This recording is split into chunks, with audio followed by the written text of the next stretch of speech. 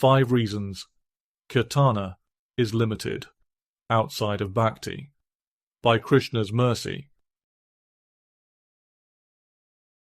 Anyepi tvam hanishyanti, vadishyanti, janastvidam, asuroyam suranstoti, marjar iv mushkan, dveshyan shikiv, fanino durnimittamidam dhruvam, labdhvapi mahadaishwaryam, laghavam yante buddhayaha.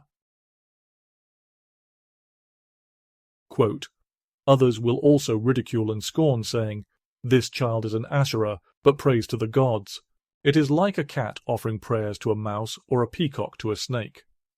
This is indeed a bad omen, behavior resembling an enemy, as even after obtaining great wealth and power, an unintelligent person can fall down. Hiranyakashipu, speaking to Prahlada, Narasimha Purana, 41:59-60. Bhagavad-gita makes reference to a peculiar implementation of religion, if considering from the outsider's perspective. The Sanskrit word describing the activity is kirtayanta. This actually means to describe, though in the common implementation, kirtana is known as singing or chanting. The meanings actually merge based on the subject matter, i.e., the object of the singing, the person to whom the chanting is offered. Satatam kirtayanto ma, yatantash cha dridvrata, namasyantash cha mam bhaktya, nityayukta upaste. Quote, always chanting my glories, endeavoring with great determination, bowing down before me, these great souls perpetually worship me with devotion. Lord Krishna, Bhagavad-gita 9:14. Such kirtayanta happens in a continuous fashion, satatam. Certain individuals are always chanting the glories of the object of worship.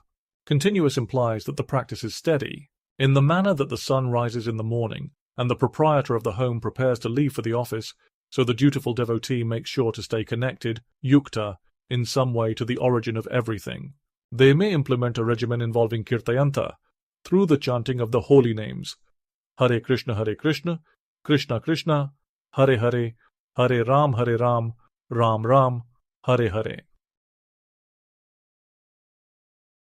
If we want to explain the dedication to someone on the outside who is not familiar with the ins and outs of Sanatana Dharma culture, we might begin by offering a comparison to an awards show.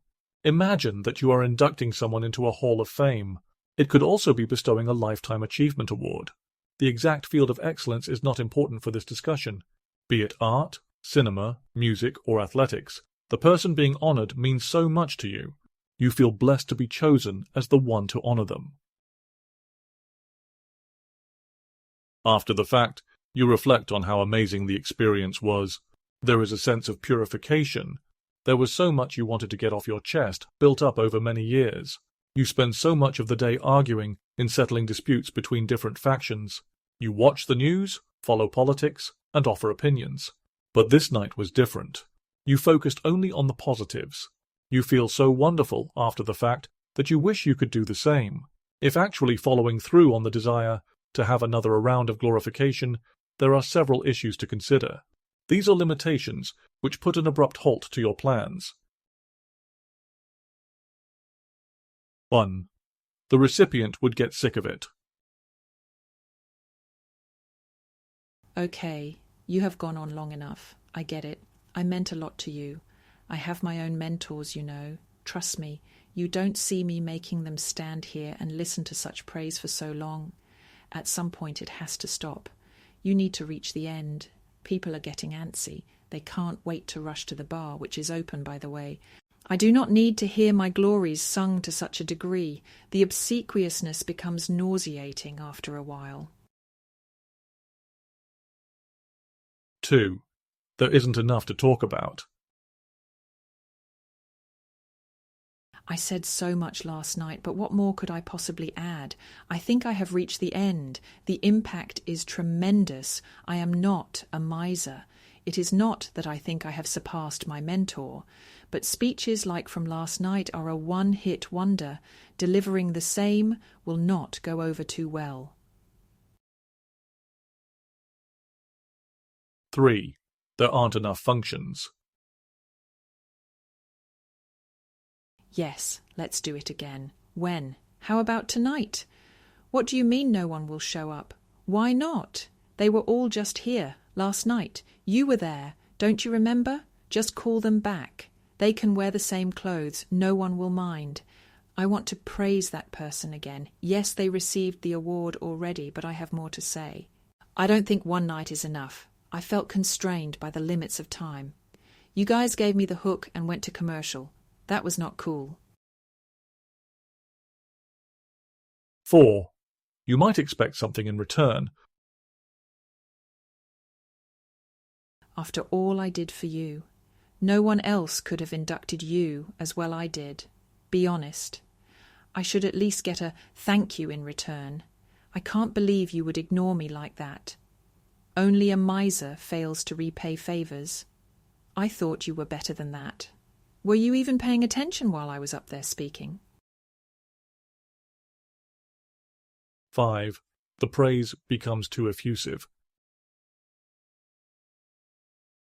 Dude, give it a rest already. We get it.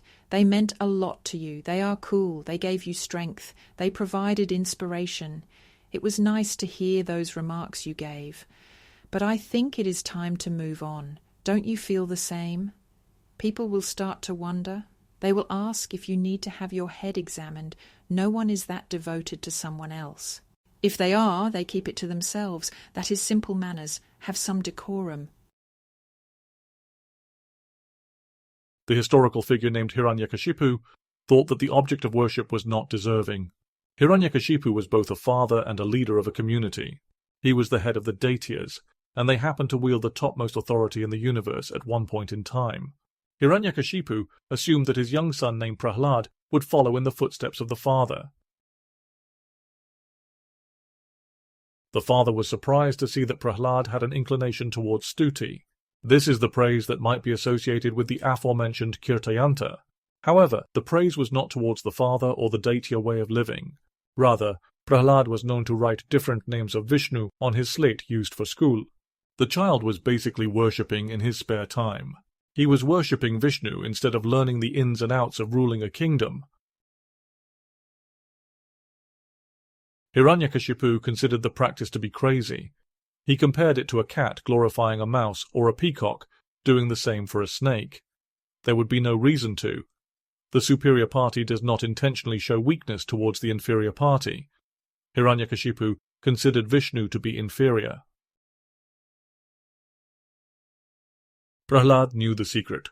He was a living embodiment of the description from Bhagavad-gita of the Mahatmas who always glorify the Supreme Lord. Prahlada showed that the range of applicability extends to the greatest boundaries known to man. Not even a child living in a kingdom inimical to Vishnu can be stopped from worshipping. They can continue the glorification from the time of childhood all the way to the end of life, where they remember Narayan and achieve the best destination. Etavan Sankhya Yogabhyam Swadharma Parinishtaya Janmalabha Parapunsam Ante Narayan Smritiha. Quote, the highest perfection of human life, achieved either by complete knowledge of matter and spirit, by practice of mystic powers, or by perfect discharge of occupational duty, is to remember the personality of Godhead at the end of life. Srimad Bhagavatam 2:1-6. In closing,